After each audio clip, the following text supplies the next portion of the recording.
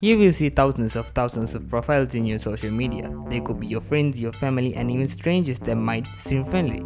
Among these friendly strangers, there could be creepy individuals, from a day to day worker to a mobster to a serial killer. Today, I'm going to be talking about a person who used Twitter to lure in people and to kill them. We're going to be talking about Takahiro Shiraishi, or known as the Twitter Killer.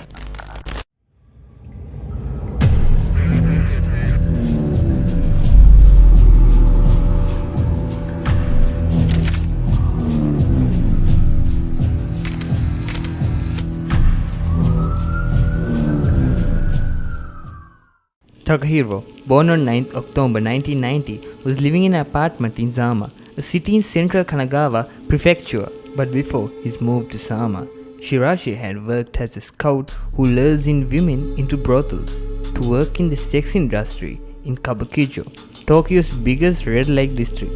Shiraishi then moved from Tokyo into an apartment in Zama in August 2017. After his move, he created a Twitter account and started to stalk people which have suicidal intentions. And he asked them to come to his house so he could watch them commit suicide, and even offered to assist.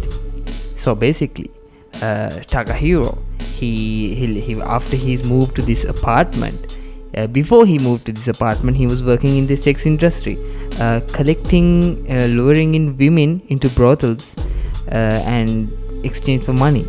And after his move from there to Sama, he started a Twitter account which he follows people which have suicidal intentions, and he made an account for these kind of interactions. So he sometimes used the hashtag suicidal, hashtag suicide, those kind of hashtags, and he lures in these people. He's trying to make a fan base, and he asked them to come to his house and commit suicide.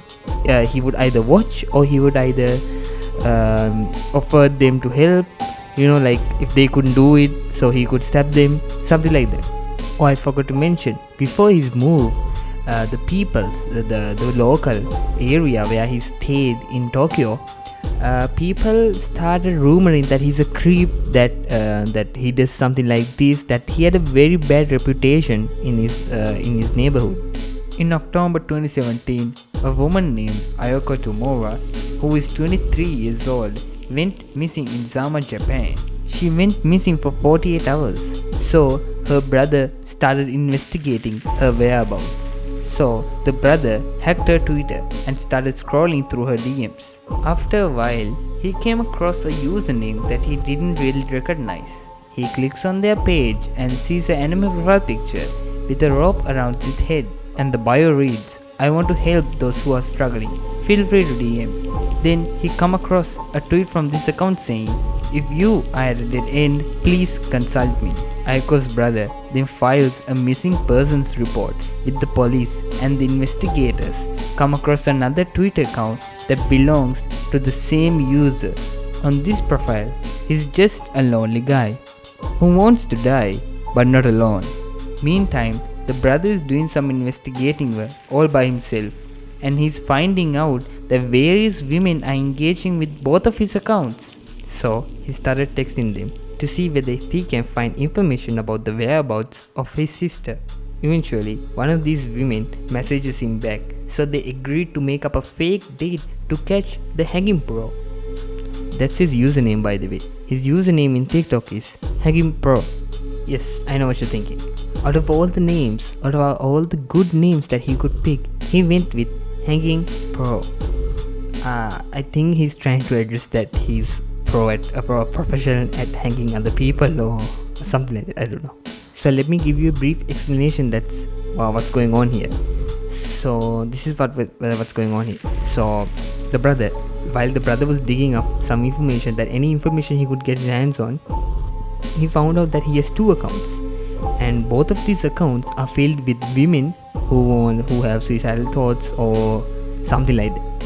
So he started to text each and every woman that he can get his hands on. And while he was doing that, eventually one of the ladies follows him, texts him back. So while he was texting with her, they built up a mutual connection, and he wanted her to set a fake date with the Hagin Pro, the Twitter killer, and to see where they go, to see his hideout, to see his place, his apartment. So I think it's his plan is to tattletale them, to go behind them while they are going, and after they are in the apartment, he's gonna call the cops, so he's gonna do something like that. On Halloween night 2017, the woman is on her way to meet Takahiro, the Twitter killer. Like I said before, the woman is trying to this is the fake date that I was talking about. The woman is trying to meet with Takahiro while the brother is tattletaling her. After these two meet up, they began to have some conversations, and they were heading back to Takahiro's apartment. And all of a sudden, they hear loud knocks coming from the door.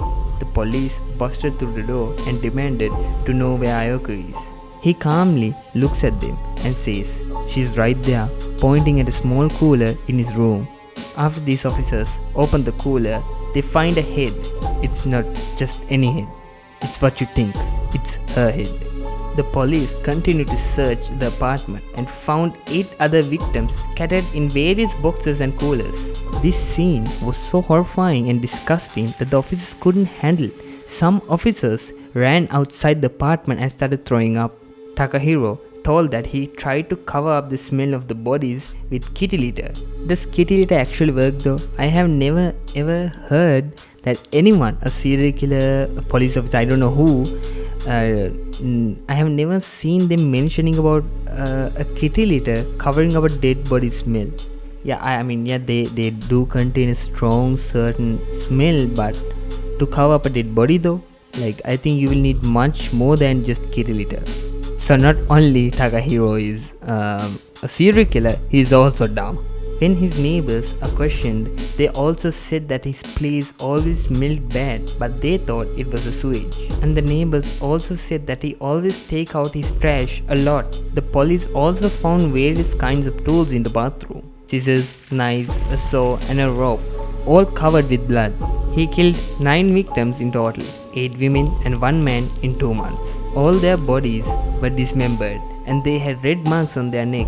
You see, a friend of Takahiro said that when he was going to school, that he indulged in a game called the chalking game, which they chalk each other to death. I mean, not to death, but they chalk each other, which I don't understand why they do it, but they do it. He was arrested on October 31st, 2017. His ex-girlfriend later reports that she received a text from him saying, "I killed a hostess who wanted to die," but she took it as a joke. The defense team runs with his logic and says that since his victims had consented to be murdered, his charges should be reduced a bit. But Takahiro disagrees and says that these women never really wanted to die. So he pleads guilty to all the 9 counts, showing no remorse. After everything he did, he had the audacity to say that he was only sorry for being caught. On 15 December, he was sentenced to death. In Japan, it's hanging. His death sentence was finalized in January 2021. This case might not be gruesome and violent like you thought it would be, but this case does give out an important lesson. The lesson is, you should never trust the people that you see as strangers in your social media. Thanks for watching, guys. I really hope you enjoy my video. Subscribe, share and like. Bye.